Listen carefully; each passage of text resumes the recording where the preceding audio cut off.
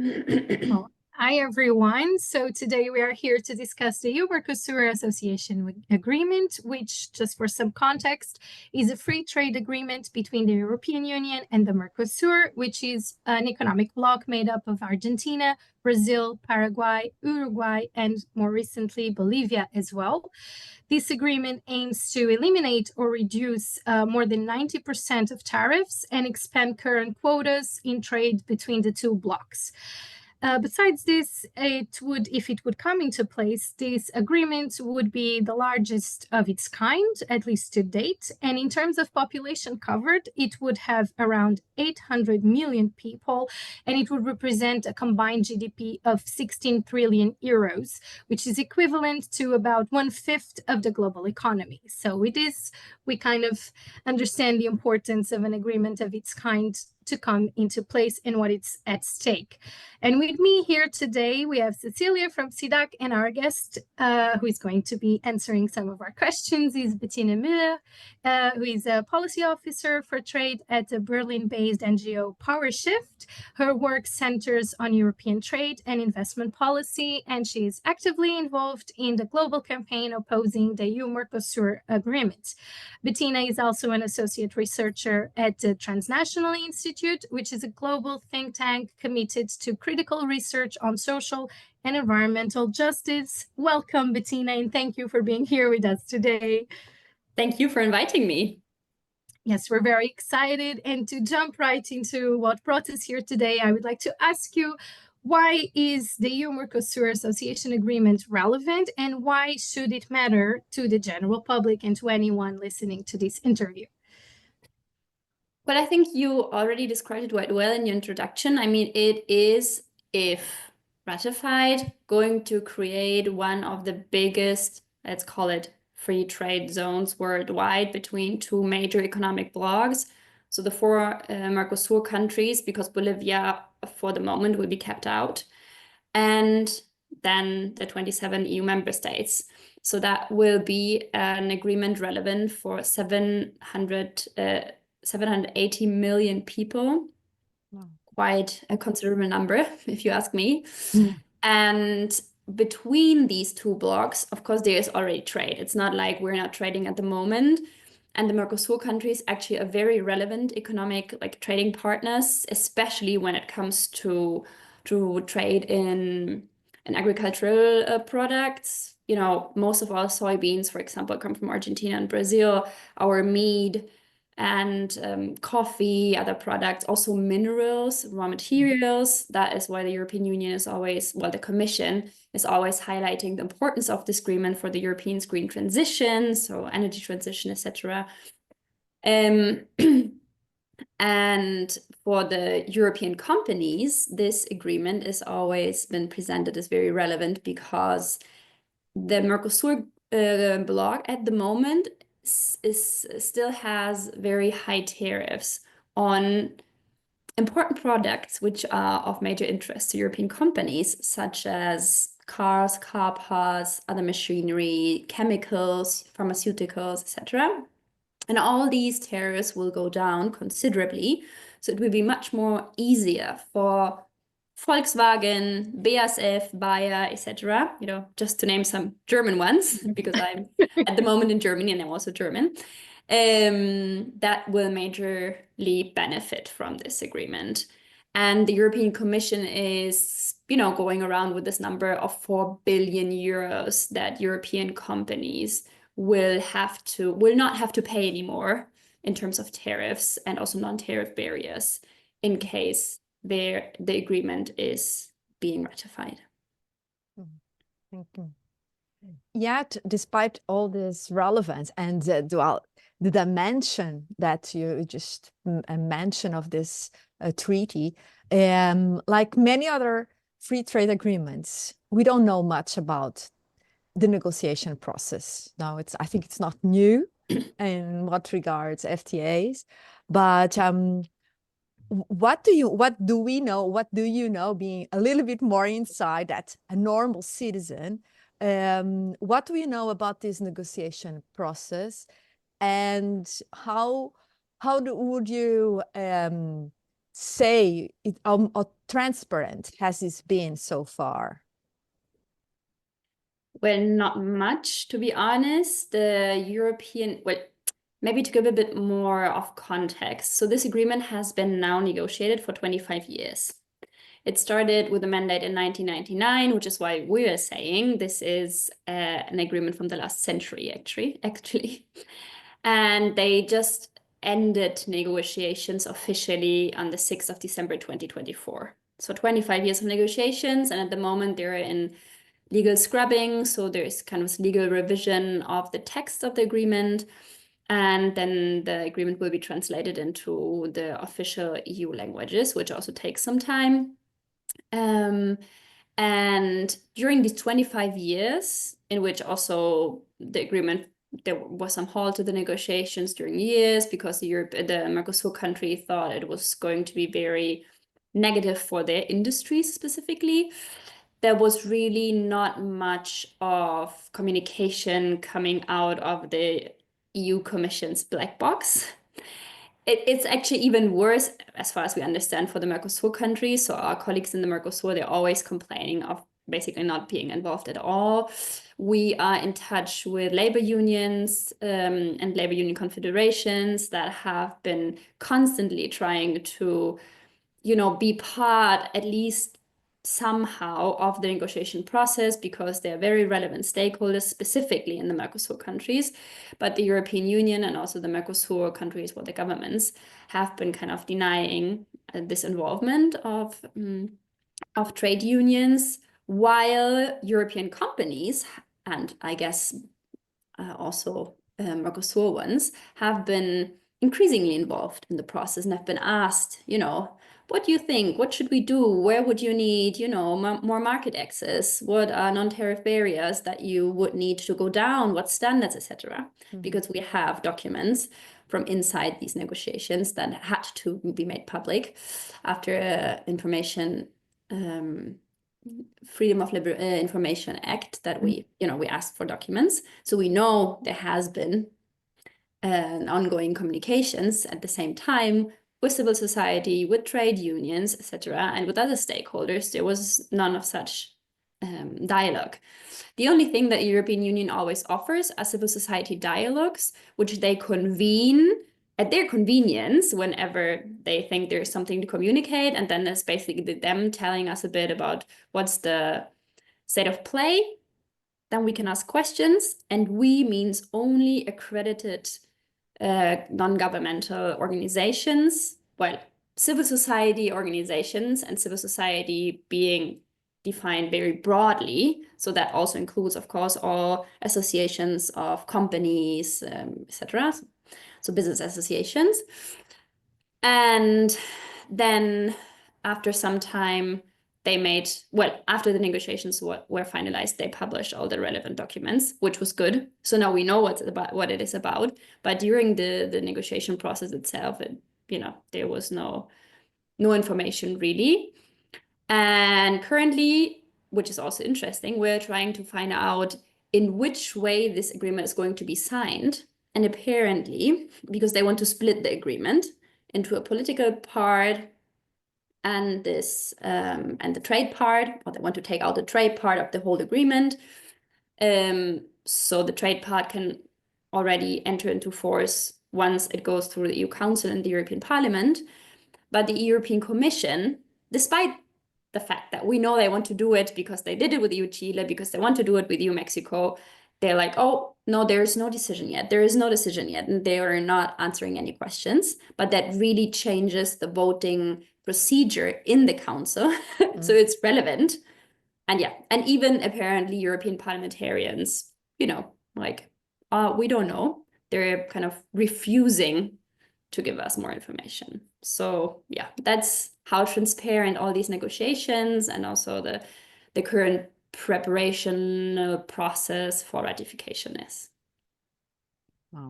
Right. I think it's you brought up something very relevant, which is the possibility of this splitting happening. And basically, what does that entail? So okay, we do understand that we are talking about an association agreement that basically is made of 3 pillars. So there is this trade pillar, the political dialogue, and there is a cooperation. And because of that, a ratification would have to pass through all member states for it to for the whole association agreement to be made into existence, to be set in stone, let's say. But if there is this splitting, so if we leave the political dialogue and the cooperation to one side and the trade to another, this will be different in terms of the decision-making power that EU countries, EU member states will have here regarding the trade part, right? Can you clarify that part a bit more? Yeah, exactly. I mean, usually, well, trade itself is responsibility of the European Union and of European institutions. So the EU Council and the European Parliament. But association agreements, or as it is called now, partnership agreement, because they also changed the name. So it sounds, you know, more like trade and an agreement on eye level, as they always call it. Win-win partnership. Anyways, just using their words.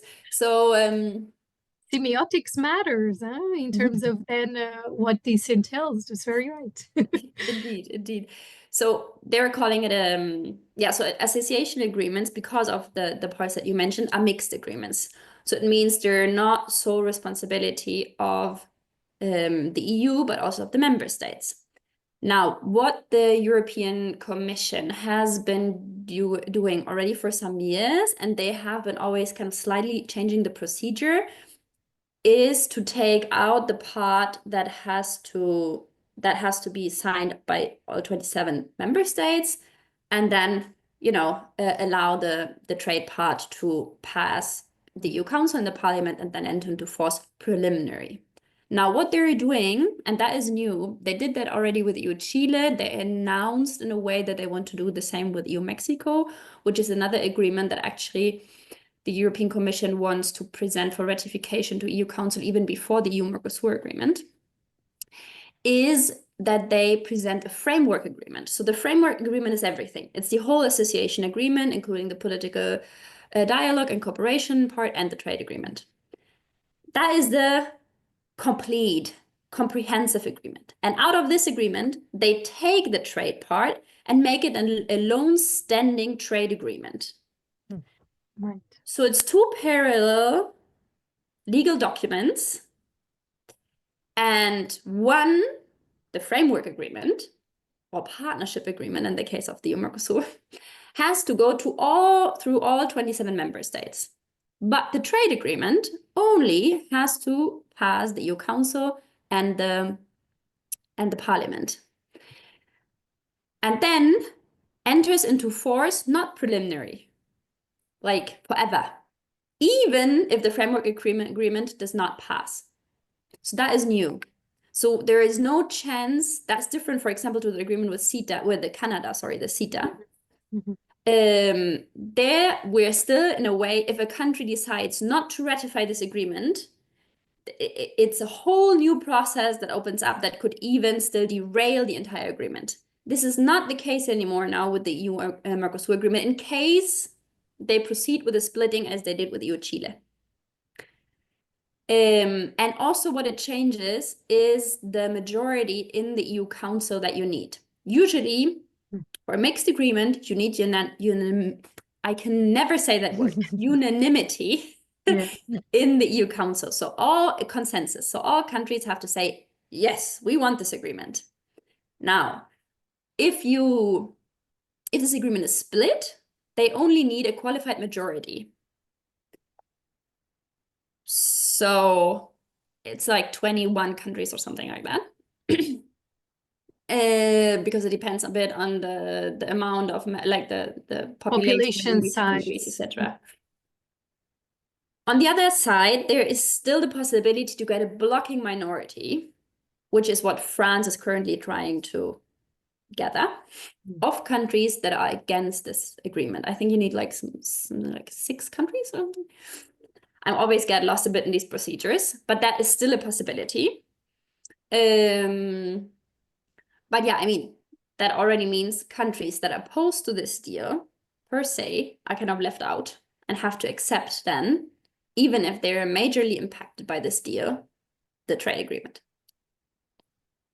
Which would be the case of France, for example, in this case, right? Exactly. France, Austria, Ireland in a way, Italy, more or less, Poland, Belgium, Right. Romania, potentially, Italy, potentially. There are some countries which are like swing states. So, yeah. Right. Okay, so I think I can proceed with my next question, Cecilia, or would you Maybe still... in case of these member states that are Mm. more or less against the treaty, do you know major reasons why they do not support the treaty? Are they public, or do you have an idea about this? Usually it's agricultural concerns. It's because, I mean, France and also Poland, in these countries, and also Austria, the agricultural sector is very important for the country. And also it is, you know, kind of a reason to be proud, let's say. So they're very proud of their agricultural sector, and it's also economically very important. And the farmers in these countries are majorly opposed to this agreement.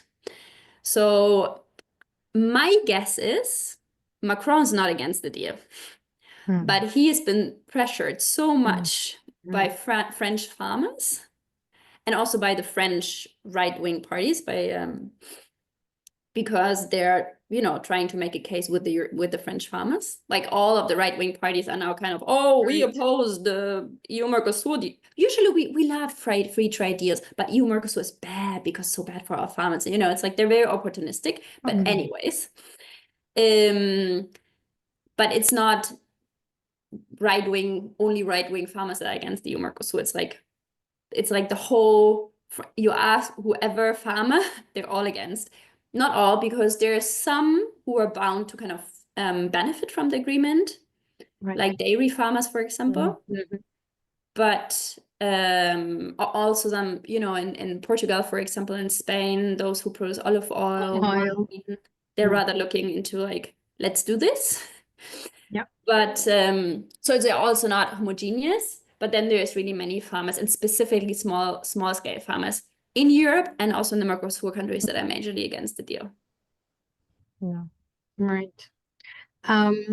So in terms of concrete consequences of the agreement, specifically into ecosystems, biodiversity, global climate goals, and the potential impact that we're talking it can have in really important biomes such as the Amazon or the Gran Chaco, and the deforestation that it is linked to these key products that will be included in the agreement and that will benefit from the reduction of these quotas, of these tariffs and the different quotas and etc. What do we know concretely? What can we expect in terms of consequences?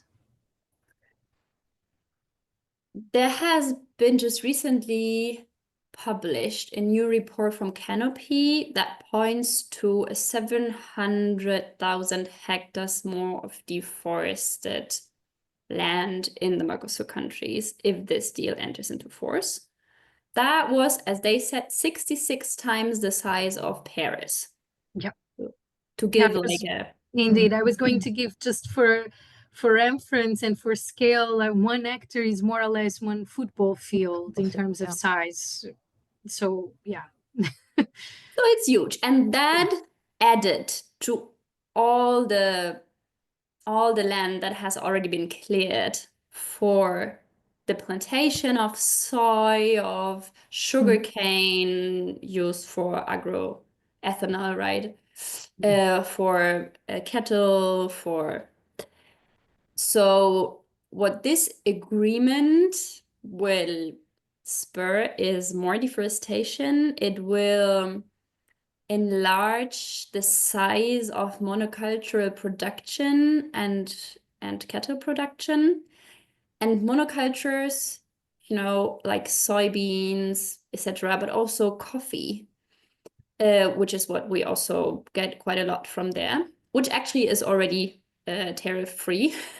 So we could already do something against that, potentially raise tariffs, let's say. Will be, well, is having already a very big impact also on the health and the biodiversity in these countries, because huge amount of pesticides are used to, you know, enable these plants to grow. And Brazil and Argentina, also Paraguay, are among the major consumers of these pesticides in the world. And their pesticides consumption has been skyrocketing during the last 20 years.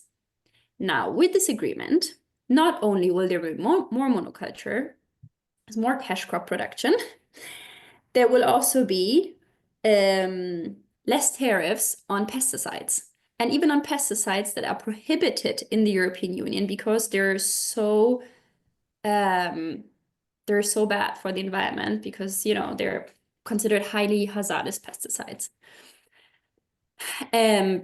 because of their impact on biodiversity, on insects, on human health, etc.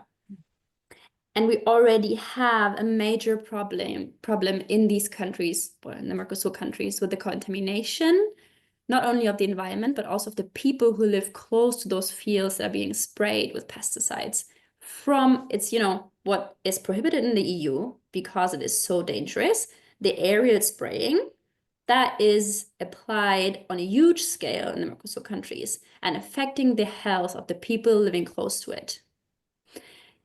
The number of cases of leukemia, of abortions, of children being born with malformations, etc., is so high in these regions, like up to 5 times higher than in the average, in the national average in these countries. So this is already a major problem. And now with this agreement, we not only, you know, we not only make this model, this agricultural model, more beneficial, let's say, for the corporations, but we also add to the pressure on health and biodiversity of the populations that are living close, and of animals, insects, etc., that are already being majorly affected by this model. Yeah, so that is really a big problem, which is also why we're saying that you cannot potentially sign this agreement. But one thing, Bettina, is like these pesticides are they are done in the European Union. Yeah, they're produced here, right? So we're talking about, and you're saying that there will be the tariffs will be lower. But that's the interesting thing, because we're talking about impact in biodiversity in Mercosur countries, not so much in the European countries. And we are very worried about the pesticides that will come to Europe because of the food production in the Mercosur countries. Yet the pesticides, they are fabricated here, right? So not only, but mainly. Must be some German. But they have production facilities already built up in Argentina and Brazil. But you know, they are exported from the European Union. They are, but it's not, you know, it would be so easy for the German state to consider this unlawful. They could just do it, but they're not. They could prohibit the production in Europe, and then they could also, under the due diligence law that we now have in Europe, be like, so this is causing harm, clearly. I mean, it's like within you are producing something that is prohibited here. You're a German company. You know what this is causing. But I mean, Germany just allowed for more glyphosate until what, 2032 or something? Glyphosate use in Europe, so they're clearly not very interested in stopping the harmful and deadly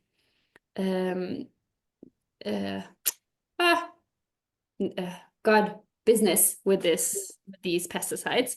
But yeah, they could do it, definitely. But instead, they're signing an agreement that would, just make it more beneficial for them.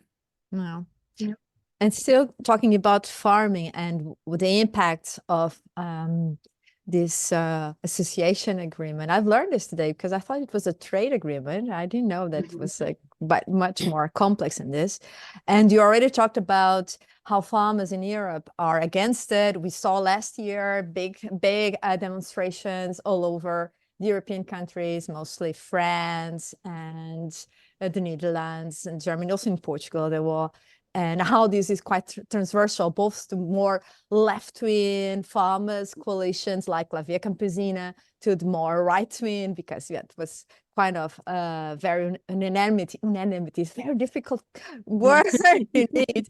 And so we're also talking about how even if there were European policies that were trying to make our farming much more ecological, like the farm to fork, etc. And this agreement will potentially harm this transition to something more ecological in Europe, both in Europe and in Mercosul, right? And so in terms of, besides this impact, there's something like, there's named as mirror clauses. And it's first, what are these mirror clauses? And they regard only farming or other economical sectors? And this is something that makes sense. Can we explain a little bit more why we talk about these clauses in what regards farming? Potentially, mirror clauses could be applied to any sector. But in that case, and what we're talking about, it is mainly about agricultural products. And it means that the standards that we have here in Europe, for example, on pesticide residues on food, have to be applied by the countries where we're importing from. So basically, that means their products would have to be produced under the same circumstances as they're produced in Europe. Which is, yeah, I mean, very difficult for countries that just, have a different model of production, are also dependent on a different model of production to implement that. And I don't really see that this is ever going to really happen in a sense, because what we already have is that the products that are imported to the European market potentially need to comply with European standards, in the sense that, they cannot have more residues, pesticides residues, for example, on them than is allowed for consumers here to consume in the European Union.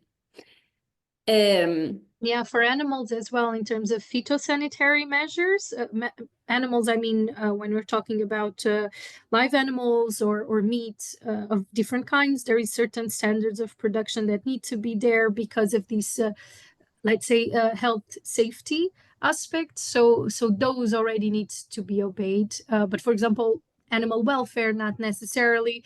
And there were many talks already about mirror clauses also in that regard. Yeah. Exactly. So a certain growth hormone, for example, like ractopamine, cannot be used in beef that is exported to the European Union, but still there can be caged animals, caged chicken. If the meat is still working with the European standards, then that is not a problem. Mirror clauses would mean that also these animals could not come from cages, for example, because this is prohibited in the European Union, etc. So it's like more wide-ranging than what we have currently. And I mean, it also kind of assumes that European standards are the best in the world, as we always think that we're the best in the world. And also they do not calculate with household problems, let's say, in countries of the global south that just do not have the possibility of checking everything the way that we have. They just do not have the same bureaucracy that we have here to check for food standards, etc., for example.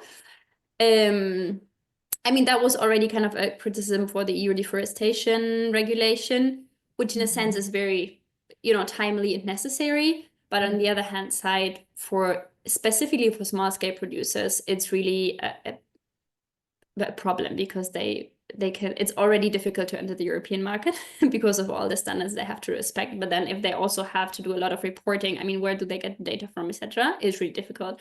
So actually what the European Union would need to do is to really support actively with money, etc., and downscaling the import of products that are related to problematic production, like caged birds, for example, like soybeans, etc.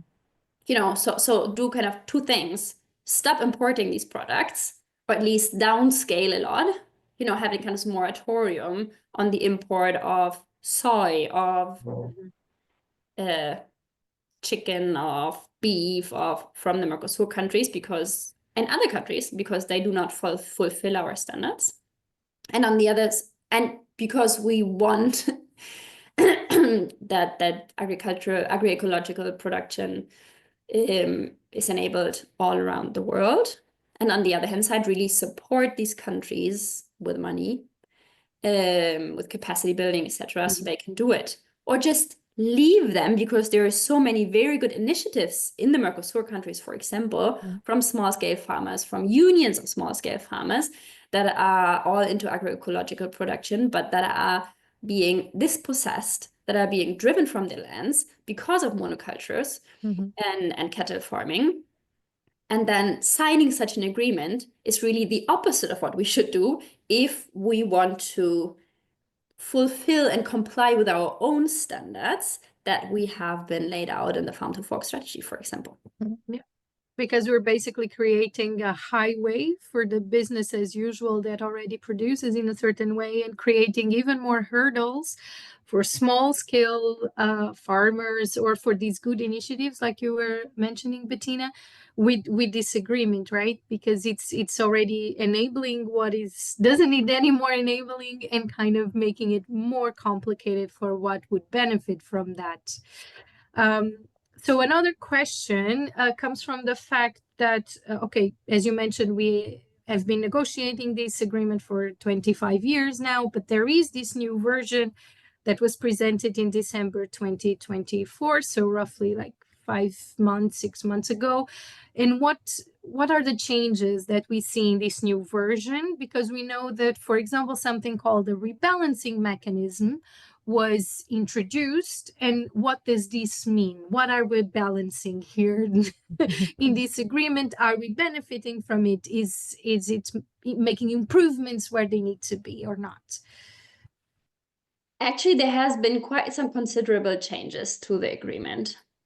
Not in the way we wanted to see the changes, though, but there have been some which the Mercosur countries ask for. For example, and that is not at all related to environmental sustainability, let's call it, but a bit more to economical sustainability, which is changes to the public procurement chapter. I'm not quite sure if you remember the European Commission saying, we cannot reopen the agreement, we cannot, because that would open the box of the Pandora. Well, they did. So they have like, 1 million annexes to everything that is kind of completing and even changing some language to what was agreed prior in the 2019 agreement, or prior to 2022, actually, when they really started renegotiating. And then there is something also on EV, the import on EV cars to Brazil, etc. So some of these things. But then in terms of sustainability, what they did was they added a new annex to the Trade and Sustainability and Sustainable Development chapter, where they added the Paris Climate Agreement as essential element clause. That means if and only if one country decides to leave the Paris Climate Agreement, not if it does not comply with the agreement, or just only if it leaves, for this country, Mercosur country, the agreement could not apply anymore. So they could, until the issue is solved, so until the country returns, this could, the agreement could not work anymore. So the agreement could be paused. Yeah.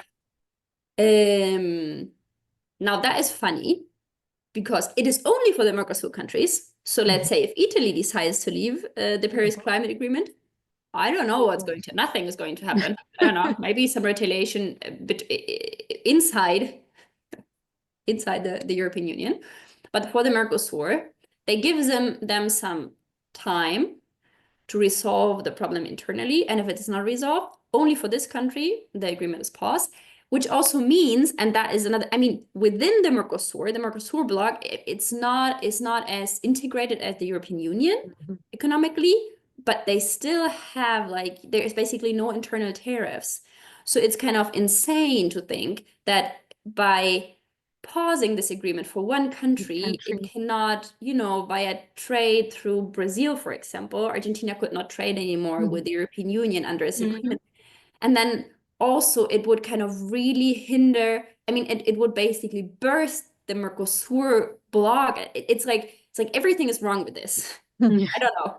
Everything in terms of what this means for the regional integration of the Mercosur bloc, what this means, you know, in terms of equality, because it only applies to Mercosur, not to EU. It's like, okay. No. Anyway, so that's one thing. And it's also only if one leaves the agreement. Exactly. I was going to say, it doesn't matter that they don't fulfill the climate goals. It's just if it leaves when the point is that the goals are met, right? So, yeah. Yeah, so that one point. Okay.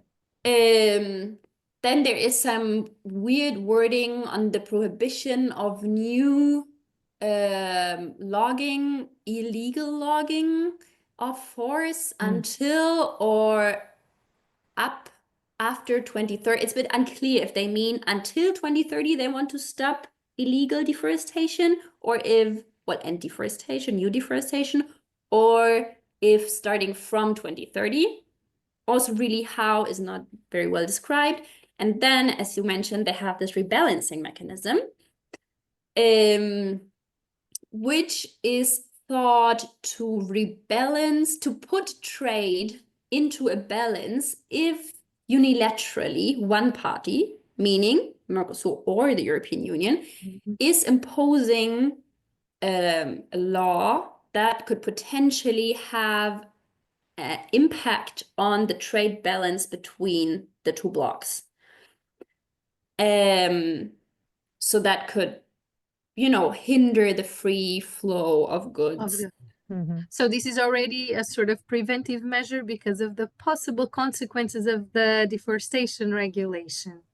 Of the deforestation regulation, of the pesticides regulation. Yeah.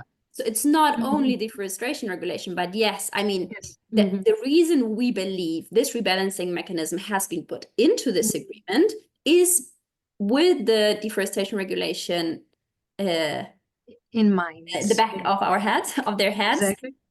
Because what kind of was hindering them from ending negotiations was the deforestation regulation, and Brazil's, Paraguay's, Argentina, to a lesser extent, the pressure of these countries to kind of, you know, water down the regulation and to postpone it. So Brazil openly asked in a letter to the European Commission to postpone the full application of the deforestation regulation in September, I think, 2024. And then also to kind of exempt the Mercosur countries from the regulation. And basically this is what they did now, because it's not only that the full application of the deforestation regulation was passed to end of 2025. It was supposed to be already in December 2024, right? It was postponed. Exactly. It was postponed for a year. But also that the EU-Mercosul agreement is positively considered when benchmarking the countries, exactly. because they have to be benchmarked into high risk, middle and low risk for deforestation. And it's incredible to see. Brazil is worldwide the country with the highest deforestation rate when it comes to, related to trade of export of cash crops. Like there is no other country. It's Brazil. It has it's huge, but it wants to be considered low risk. It's like insane. Okay, but European Union is kind of, they want to get it over with. They want this deal. So they're like, yeah, let's do the rebalancing mechanism, and then also Brazil could, and also the other Mercosur countries, in case the deforestation regulation is impacting their exports to European Union, they could kind of take retaliatory measures.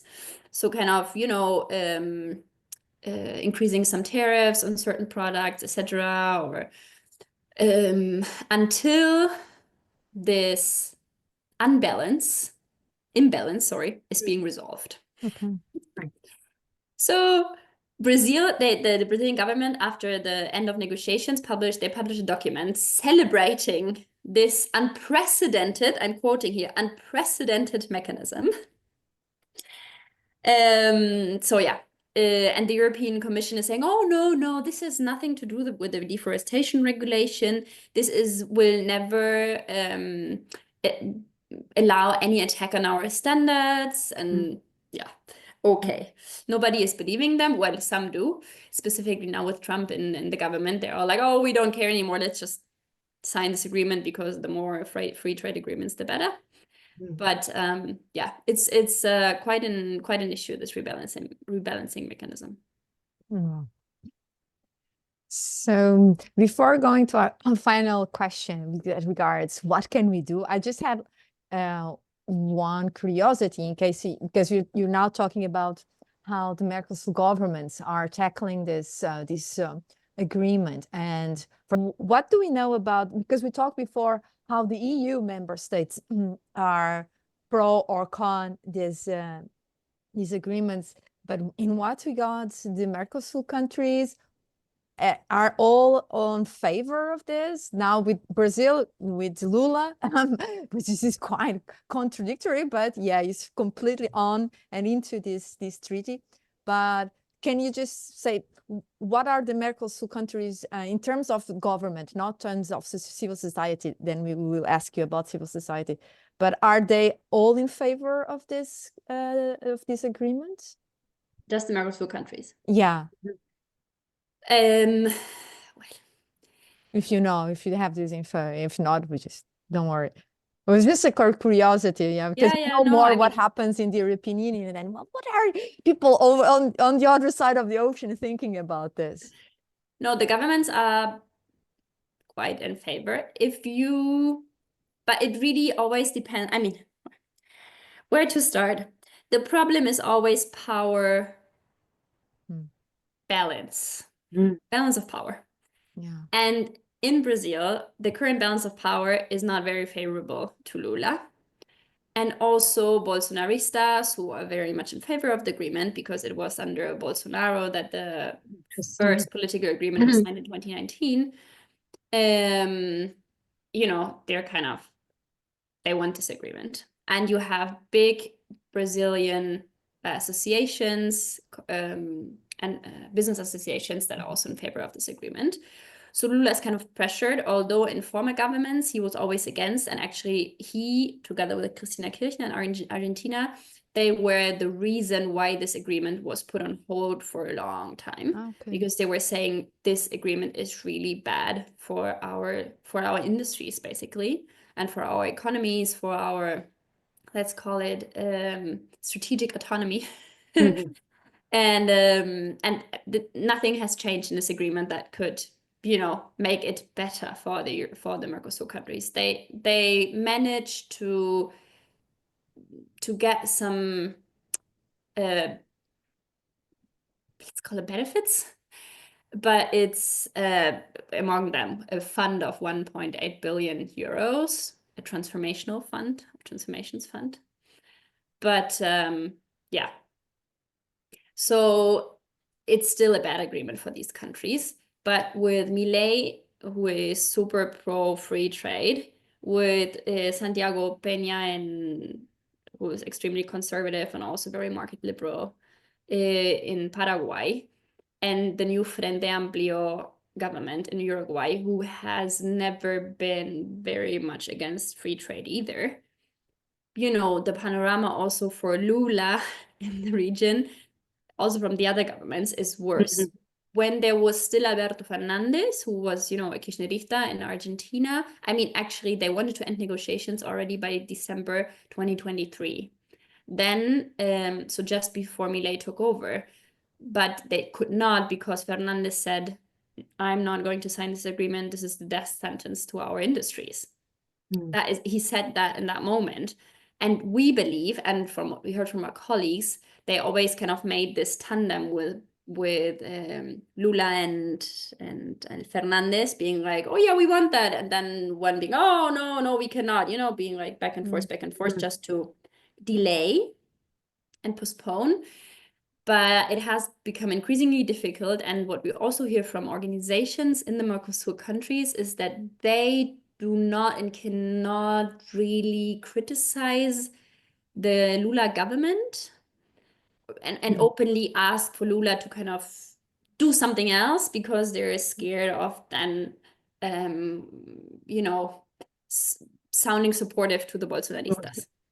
So they're also in a very difficult situation, and yeah, which is why currently we're really putting all our efforts here into stopping the agreement already in the European Union. Right. And that being said, what can we do, you know, as ordinary citizens to follow and to actively participate in this discussion and to help in any way possible do what is right? So there's going to be, well, at least that's what we hope, a full-fledged campaign against the agreement being, well, starting soon. We're currently overhauling the entire web. There's a website, Stop EU-Mercosul.